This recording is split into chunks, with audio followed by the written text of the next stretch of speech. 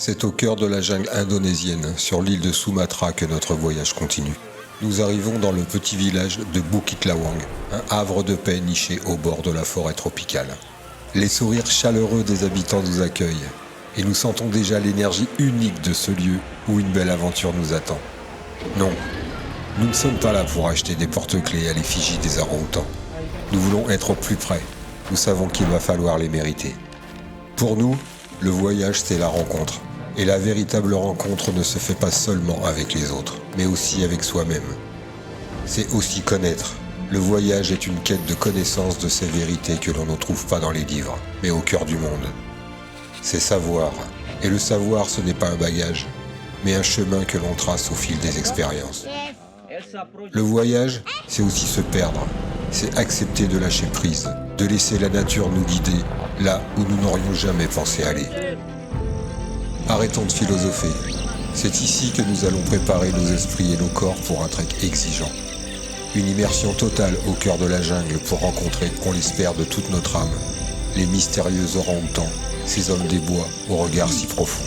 Ce matin, on est pris pour partir 3 jours en trek pour aller voir les orang-outans. Enfin, on espère voir les orang-outans, pour voir d'autres singes, pour voir des snakes, des tortues, comment il s'appelle, le kolao, l'oiseau. Le kalao. Ben oui, c'est sûr que j'avais dit. Au lever du jour, nous plongeons dans la forêt.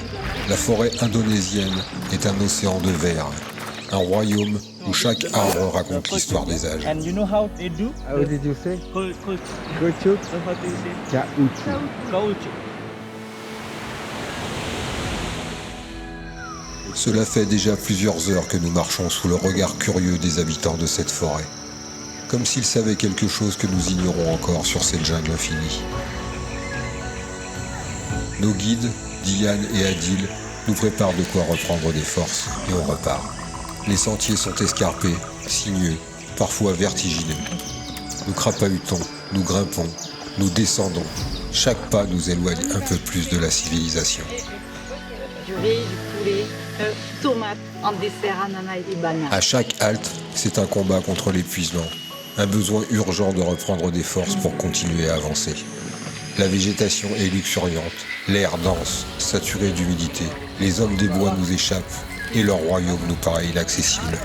C'est une journée de plus que nous allons passer à lutter contre l'épuisement. La nuit tombe sur notre campement de fortune et il devient le domaine des lézards furtifs et des serpents silencieux.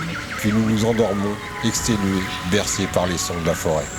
Un nouveau jour se lève et c'est dans un décor sauvage et brut que nous devons lutter pour éviter que le corps ne cède à la fatigue.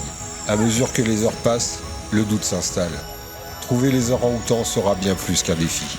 Ce sera une épreuve de volonté. La fatigue s'accumule, les muscles brûlent, mais nous continuons d'avancer, habités par l'espoir. Et puis enfin, au détour d'un sentier, un spectacle de dingue se déploie devant nos yeux embués par l'émotion. Les voilà enfin les orang-outans, majestueux et insaisissables. Ils sont là, et ce que nous voyons dépasse les mots. C'est l'indescriptible face à l'inoubliable. Dans le silence suspendu de la jungle, ils apparaissent, ils nous regardent de leurs grands yeux sombres. La rencontre est intense et émouvante. Les larmes nous montent aux yeux, la joie nous submerge. Nous sommes face à l'un des derniers trésors de notre monde. Une vision rare et précieuse que seule la nature sait offrir à ceux qui osent explorer. Nous passons une nuit de plus dans la forêt. Nous sommes terrassés de fatigue mais heureux de cette rencontre avec nos frères. La rencontre avec ces hommes des bois restera un souvenir impérissable. Notre trek s'achève et devons descendre la rivière avec les radeaux locaux.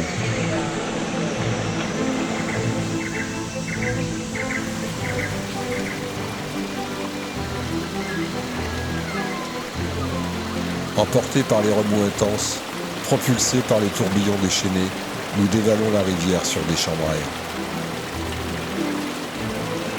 Nous sommes comme une bille dans un flipper, secoués et agités dans tous les sens, souvent en rebondissant d'un endroit à l'autre de notre embarcation. Tandis que nos guides, sereins, nous mènent à travers les rapides, chaque passage est une victoire. Une fois le danger derrière nous, les chants et les applaudissements s'élèvent pour célébrer l'exploit.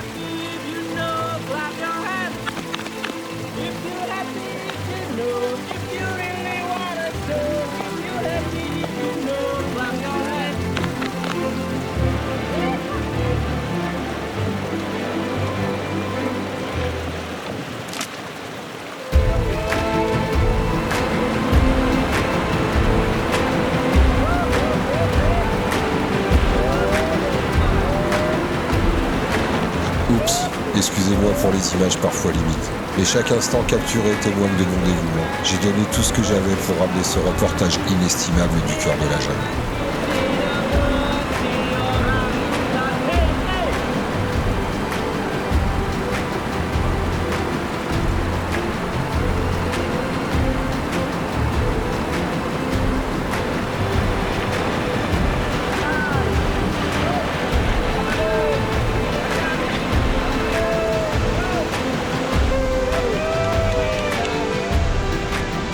Retour sur Bukit Lawang. Les villageois nous acclament. Eux seuls savent ce que nous avons vécu et jusqu'où nous avons été. En revenant de notre incroyable aventure, chaque pas que nous faisons nous ramène à cette réalité. Nous avons vécu quelque chose d'exceptionnel. Un voyage au cœur de la nature sauvage. Ces moments intenses resteront gravés à jamais dans nos mémoires.